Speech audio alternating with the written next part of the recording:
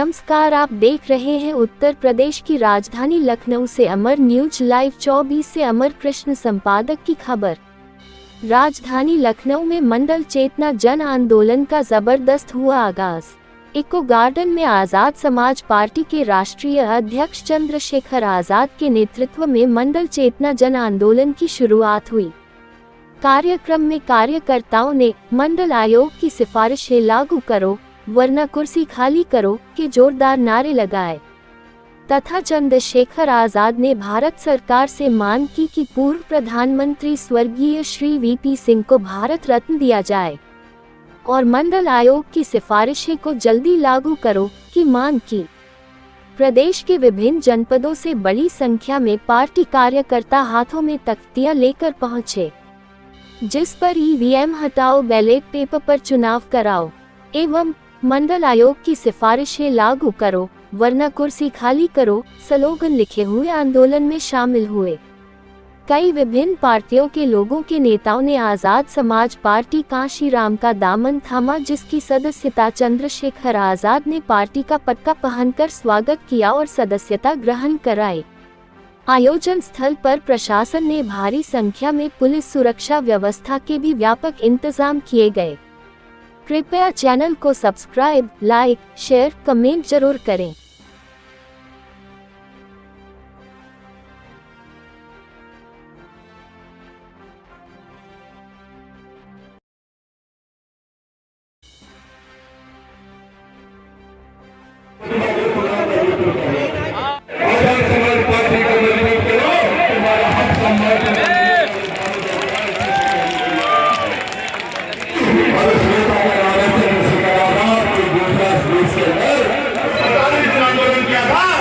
नारा दिया था कि मंडल कमीशन लागू करो वरना कुर्सी खाली करो, उनको भी नहीं भूलता। मैं बात क्यों कह रहा हूँ? जब मैं बाबा साहब को पढ़ता हूँ तो अपने 3 गुरु स्वीकार करते हैं, महामानव तथागत बुद्ध, गुरु कबीर और राष्ट्रपिता ज्योतिबा फूले। और वो कहते हैं कि राष्ट्रपिता ज्योतिबा फूले नहीं होते तो डॉक्टर अम्बेडकर नहीं होते, और डॉक्टर अम्बेडकर नहीं होते तो पूरे देश को मानना चाहिए कि अगर डॉक्टर अम्बेडकर नहीं होते देश की महिलाओं को, वंचितों को, शोषितों को, किसानों को, मजदूरों को, नौजवानों को और दलितों, पिछड़ों, आदिवासियों को स्वाभिमान सम्मान का जीवन जो संविधान के जरिए मिला है वो नहीं मिलता कभी मेरे बाबा साहब अम्बेडकर ने। प्यारे साथियों, मैं याद करूंगा छत्रपति शिवाजी महाराज को, जिन्होंने बाबा साहब का हाथ पकड़ के ये कहा कि अगर बाबा साहब महाराज ने बाबा साहब का जैसा नेता आपका नेतृत्व करेगा तो आपके अधिकारों पर हमला नहीं हो सकता है। मैं छत्रपति शिवाजी महाराज का धन्यवाद करता हूँ। बड़ी बच्चों को मैं आग्रह करूंगा, यहाँ जो हमारे नेता बने हैं वो गैर जिम्मेदार दिखा रहे हैं, इनकी वजह से। प्यारे साथियों, मैं वीपी सिंह जी को भी धन्यवाद देना चाहता हूँ, फिर से धन्यवाद देना चाहता हूँ वीपी सिंह जी को कि बड़ी इच्छा शक्ति उन्होंने दिखाई, उसका खामियाजा भी भुगतना पड़ा। और खामियाजा ये है कि जिस समाज में वो जन्मे थे वो समाज उनको नेता नहीं मानता, और जिस समाज के लिए उन्होंने काम किया वो उनको जाति के आधार पर नेता नहीं मानता, वो दोनों तरफ पीछे।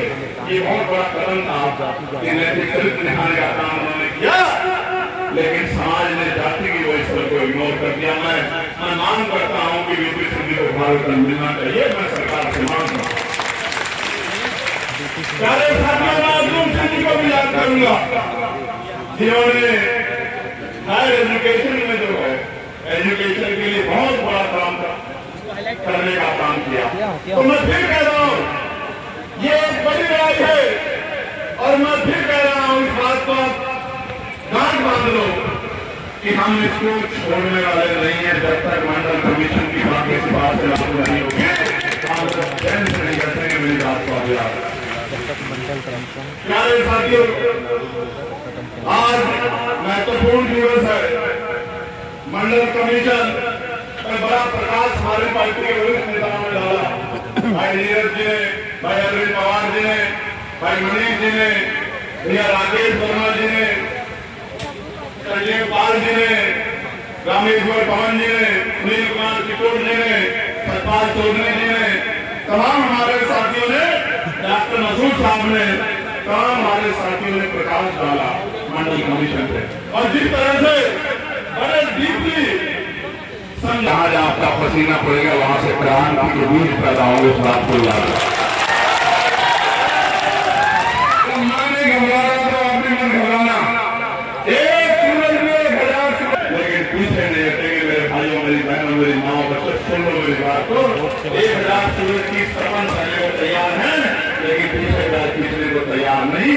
वो दिन चले गए कि अलग अलग खड़े होकर लड़ते थे, हम मिलकर लड़ेंगे, एकजुट होकर लड़ेंगे, अपने अधिकार के लिए लड़ेंगे और बड़े से बड़े आंदोलन करेंगे। हम नहीं करने वाले हैं। मेरे प्यारे साथियों, भाई राजपाल कश्यप जी, भाई राजकुमार यादव जी, भाई विवेक सिंह जी ने भी प्रकट करता हूं। प्यारे साथियों, मैं यहाँ से बात शुरू करूंगा कि 1953 जब टाटा कैलिकट कमीशन बना, और आप सरकारों का अंदाजा लगा लेना, मुझे किसी सरकार पर टिप्पणी आज नहीं करनी है, क्योंकि मैं मानता हूं कि अगर आपको नागनाथ से भी पीड़ा पहुंची है तो सांपनाथ ने भी आपको उजाड़ने में कोई कमी नहीं छोड़ी। आपको दोनों से सावधान होना पड़ेगा, मेरी बात का ख्याल रखना। अगर आप सोचते हो कि नागनाथ को हराने के लिए सांपनाथ को ताकतवर कर दोगे तो कल आपको पछताना पड़ेगा, कल आपको तकलीफ उठानी पड़ेगी, जिम्मेदारी फिर आपकी बनेगी, मुझसे मत कहना। तो इसलिए मैं कहना चाहता हूँ, टाटा कैलिकट कमीशन 1953 और 1953 के बाद लंबी बहस के बाद रिपोर्टें धूल फाड़ती रही, बड़े बड़े फायदों में दब गई। फिर सेकंड जब मोरारजी देसाई जब जो है प्रधानमंत्री बने तो 1979 में डीपी मंडल जी को इसकी जिम्मेदारी दी गई कि वो अपनी रिपोर्ट बनाए। सेकंड जो है पिछले आयोग के रूप में कि आप मंडल कमीशन के जरिए आप इस कमीशन को जो सेकंड टाटा कैलिकट कमीशन के प्रभाव का विषय है, इसको आप आगे बढ़ाने का काम करें और मंडल कमीशन की जो है सिफारिश हम लोग लागू करेंगे। फिर 1979 से और 1989 तक इस पर चर्चा ही नहीं, 10 साल तक आप लोग पीछे पड़े रहे, कोई चर्चा नहीं हुई। और फिर वो समय आया जिसको आज हम लोग सेलिब्रेट भी कर रहे हैं, आंदोलन के रूप में स्वीकार भी कर रहे हैं। आज 7 अगस्त का मतलब आज के दिन घोषणा हुई 1990 में कि हम मंडल कमीशन की सिफारिश से वीपी सिंह जी को पूरे धन्यवाद, वीपी सिंह जी को पूरे आभार वीपी सिंह जी का कि वीपी सिंह जी ने घोषणा की कि हम मंडल कमीशन की सिफारिशों को लागू करेंगे। और क्या हुआ, एक तरफ मंडल का आंदोलन आगे बढ़ा और मंडल की कार में दूसरी तरफ मंडल का आंदोलन भी देश में चलाया गया। सिर्फ क्यों कि मंडल को मिलने वाले अधिकारों को रोका जा सका। आखिर कौन था वो जो मंडल कमीशन के खिलाफ आंदोलन चला रहा था? कौन सी पार्टी के लोग थे और क्या नारा लगा रहे थे? और वो पार्टी आज सत्ता में है जिस पार्टी के लोग आंदोलन चला रहे थे। अगर आप मंडल की यात्रा कर रहे थे, उस तरफ दूसरे लोगों को मंडल की यात्रा लेके आए और इसलिए लेके आए कि जब आप अधिकार की बात करोगे तो आपका ध्यान भटकाने के लिए वो धर्म की बात करेंगे। और उसका खामियाजा भुगतना पड़ रहा है कि 2 सिफारिशें लागू हुई, अगर हम 40 का 2 लगाएंगे तो 0.50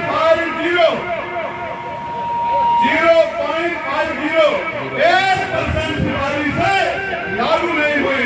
लेकिन मेरा जो पिछला सिफारिश से भी लागू नहीं, 1% से भी कम सिफारिशों पे ही सहमत होकर चुपचाप है। पिछड़ा और मैं आपको बताना चाहता हूँ कि हम कल भी वहां गए थे और आज भी यहाँ गए थे।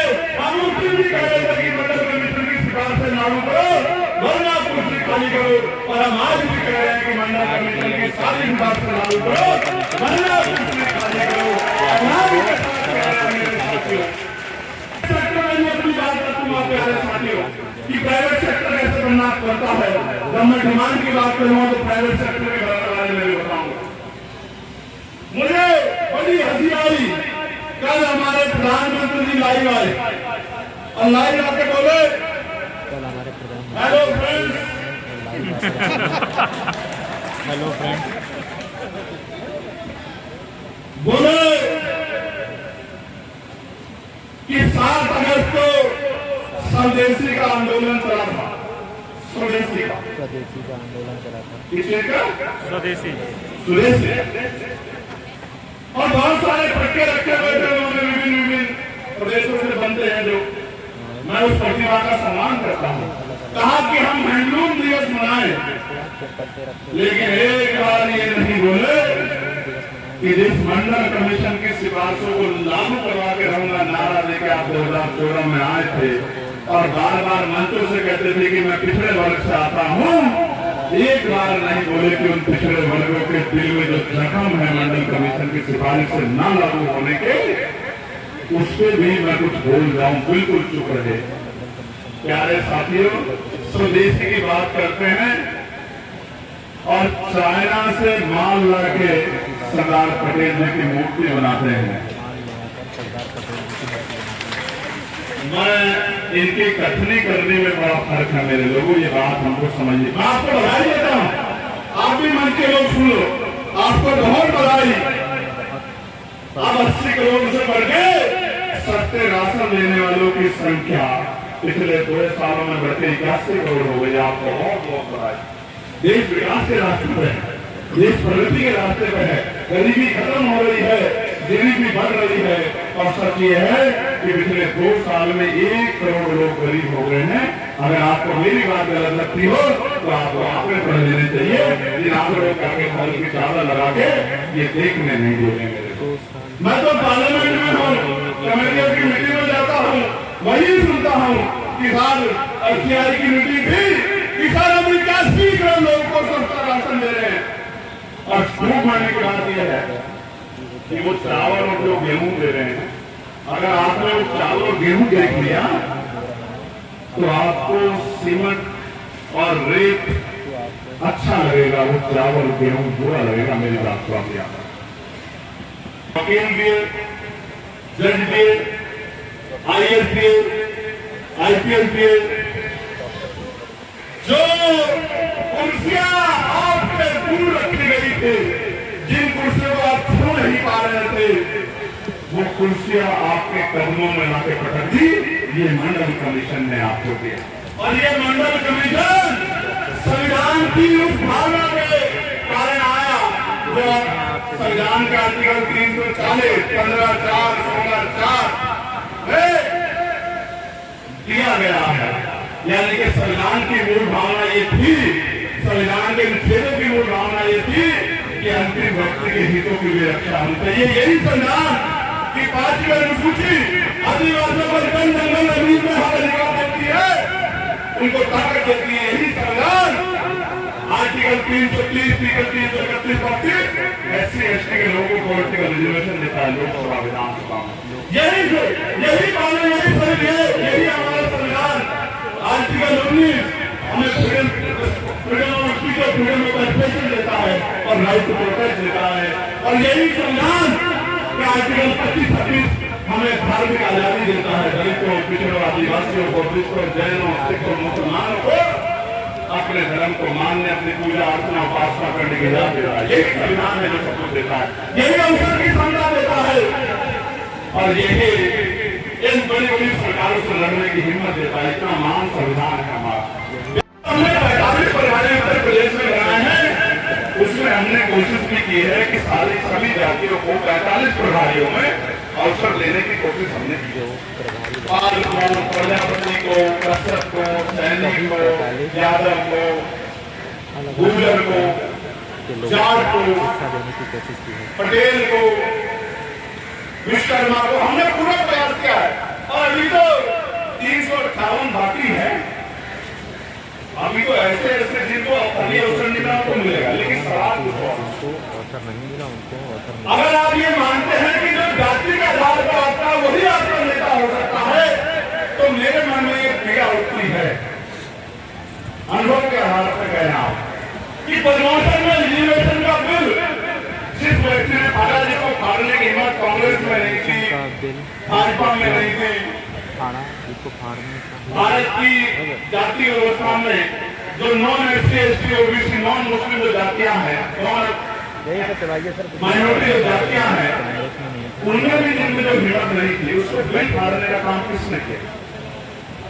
किसने किया? इसको फाड़ने का काम किसने किया? वो किस जाति में थे? शेड्यूल कास्ट से एससी की जाति के थे, हमारे परिवार के थे। अगर हम इस आधार पर निर्धारण करें कि हमारी जाति का आदमी आगे बढ़ना चाहिए, हमारी जाति का ही हमारा नेता होना चाहिए, तो आप मुझे बताओ कि आपकी जाति का वो नेता किस काम का, जो आपके बच्चों का गला काटने का काम करे, जो आपके अधिकारी कर्मचारी को फोन पे आंसू बनाने का काम करे, आप मुझे बताओ और खुद जाके आंदोलन करें। आपको अपनी जाति का नेता चाहिए, जाति का आधार पर नेता मानना है, यह अपने बच्चों के अधिकारों को दिलाने वाला नेता चाहिए, आपकी समाज को आगे बढ़ाने वाला नेता चाहिए, इसका फैसला आपको करना होगा। मेरे लोग मैं कई बार उदाहरण बताता हूँ, वो तो पुरानी बात हो गई 2012 की, नहीं आ जाओ। अभी यूनिवर्सिटी की गाइडलाइन आई थी ना, आई क्या नहीं आई थी? यूनिवर्सिटी की गाइडलाइन तो खुराक कमेटी से 2012 में आ गई। भाई राकेश वर्मा जी बैठे चिंतक है, बड़े चीजों पर नजर रखते हैं, IAS की सर्विस को जो है बैठे हैं, तो 12 में गलत कहूंगा तो आप भारत को देखो मेरा ये मंच आपका है, इस पर आपको अधिकार है टोकने का गलत को। 2012 में खुराक कमेटी में एससी एसटी के बच्चों के साथ यूनिवर्सिटी में भेदभाव नहीं हो सकता, इसकी गाइडलाइन आ गई। इस बार में क्या हो रहा है? इस बार में पूर्ण रूप से बोला कि ओबीसी की जातियों को इसमें जोड़ा गया कि ओबीसी के बच्चों के साथ भी जाति के आधार पर भेदभाव यूनिवर्सिटियों में होता है। और आप बच्चों के साथ कह रहे हो, मैं चैलेंज करके कह रहा हूं, बच्चों की बात कर रहे हो, शिक्षकों के साथ, प्रोफेसरों के साथ, एसोसिएट प्रोफेसरों के साथ ये होता है।